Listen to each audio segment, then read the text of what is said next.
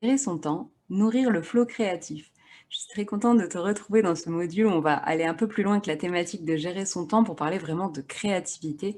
Je l'ai néanmoins mis ici puisqu'elle suit celui sur le flow créatif. Donc c'est parti, on commence tout de suite. Alors comment nourrir son flow créatif, comment s'inspirer, comment trouver des idées au quotidien?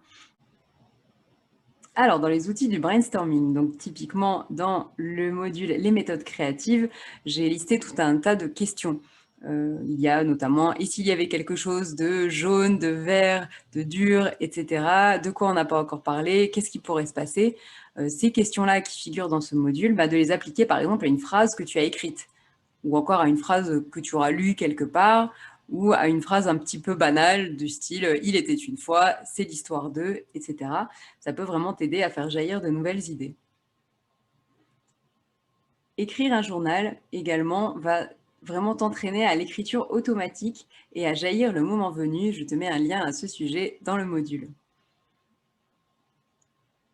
Écrire un journal également chaque jour est vraiment un bon moyen de t'entraîner à l'écriture automatique, à savoir vraiment écrire inconsciemment. J'en parlais un petit peu déjà dans le module sur le flow créatif, mais plus tu t'entraînes à écrire sans trop y penser, à aligner un peu tes pensées de manière un peu inconsciente, et bien plus tes idées seront entraînées entre guillemets à jaillir le moment venu. Donc je te mets une piste à ce sujet dans le module.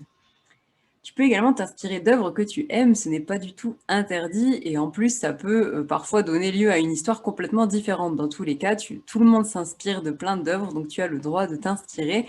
Il faut bien sûr éviter le plagiat, mais ça n'a vraiment rien à voir pour moi. Tu peux t'inspirer de tout un tas de choses, tu peux essayer de faire un mix des livres que tu aimes bien pour imaginer ton histoire. Il n'y a aucun problème à ça.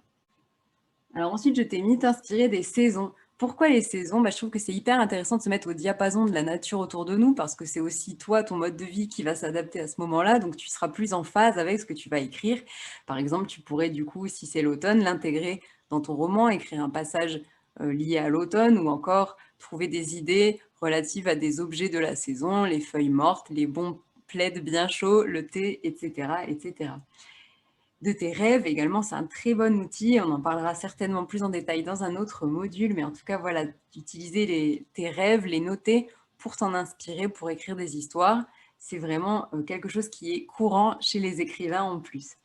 Cela peut également être des histoires que tu as entendues autour de toi. D'ailleurs, n'hésite pas à demander à tes proches parfois les histoires un peu incroyables qui leur sont arrivées. Je sais que moi, c'est une liste d'inspiration infinie pour moi, les histoires qui sont arrivées à mes proches ou à leurs connaissances. Tu peux t'inspirer également d'amis à toi. Moi, c'est ce que je faisais beaucoup pour mes personnages. J'en parle beaucoup dans le cours sur les personnages, mais j'ai carrément interviewé des amis sur un peu les meilleurs moments de leur vie, par exemple, leur passé, etc., pour m'inspirer, pour écrire mes personnages de mon roman. Et c'est également l'occasion d'échanger particulièrement avec nos amis, avec qui ils sont, ce qu'ils voudraient faire, etc., des conversations qu'on n'a pas nécessairement. Et ça peut être une belle source d'inspiration aussi. Donc ça, c'était un petit peu mes conseils personnels, ceux qui me font vibrer moi et qui font vibrer ma créativité. Je vais maintenant passer à des conseils un petit peu plus ordinaires. Et on commence par les défis et appels à texte. Les défis d'écriture, ça peut énormément doper ta créativité puisque ça peut te proposer un angle de vue, une tâche un peu différente que tu n'as pas l'habitude de faire. Donc je te recommande vraiment d'essayer, même si ce n'est que quelques lignes, chaque petit défi que je peux poster sur le groupe Facebook des explorateurs. Je poste également sur le groupe J'écris un roman. Ils sont parfois différents, mais tu n'es pas obligé de faire le tout, bien entendu. Mais ça peut être des pistes à creuser. Ensuite, pour les appels à texte, donc ça peut être des concours, ça peut être des défis d'écriture ou encore des appels vraiment à manuscrit. Donc c'est un petit peu un terme fourre-tout. Néanmoins, donc ce sont tout simplement des défis d'écriture en général, un peu plus spécifiques. Par exemple, moi je te propose des petits défis qui prennent quelques lignes. Eux, ils peuvent te demander une nouvelle sur un thème très très particulier. Je m'en souviens d'un qui était la cuisine dans les univers imaginaires. Donc tu vois, ça peut aller assez loin. Mais bien sûr, ça peut aussi être parfois simplement une romance fantastique, etc. Donc n'hésite pas à aller consulter les sites que je t'ai référés ici pour aller voir quel type d'appel à texte il y a et si certains t'inspirent. Bien sûr, tu n'es pas obligé de répondre à l'appel à texte et d'envoyer ton texte. Je sais que tu le sais, mais je le dis à ton inconscient, tu n'es pas obligé de transformer ces pistes de créativité en objectifs.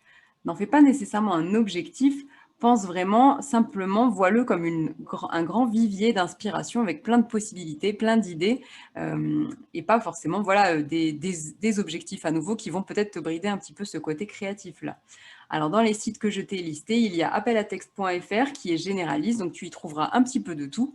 Et en revanche, il y a le site Épopée fictive, où là, on est simplement sur les genres de l'imaginaire, donc eh bien science-fiction, fantasy, etc., fantastique. Et maintenant, donc le laboratoire, c'est comme ça que j'appelle cet outil assez connu qui est tout simplement de réécrire un passage. Ça peut simplement être un passage que tu as écrit ou que tu as lu ailleurs ou un extrait d'un journal, d'un livre, tout et n'importe quoi, et de le réécrire sous une autre forme. Ça peut être vraiment assez inspirant et assez drôle. Je sais que j'aime beaucoup faire ce petit exercice et le proposer sous forme de défi d'écriture. Et là, je t'ai mis plein de pistes. N'hésite pas à en proposer d'autres.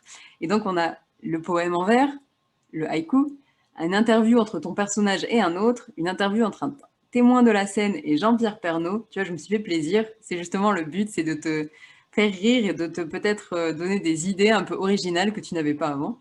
Un article de journal riche en hyperboles, etc., qui va vanter les mérites de tes héros, ou un télégramme, ou alors une note épique façon Homère. Donc je t'ai mis un petit exemple. Oh Harry, toi qui brava le basilic avec un incroyable courage et un grand cœur, toi qui affronta les péripéties, bref, tu vois le genre. Une recette de cuisine, ça j'aime beaucoup aussi, je trouve que c'est très loufoque et que ça peut mener à plein de pistes créatives.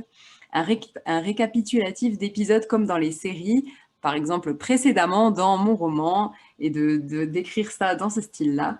Ou tout simplement, tu peux essayer d'imiter le style d'un auteur que tu connais bien. Ça, c'est un très très bon outil, je trouve, pour pas forcément du coup avoir des nouvelles idées, mais un peu un nouvel angle d'attaque, varier les plaisirs et également toi te faire progresser en même temps.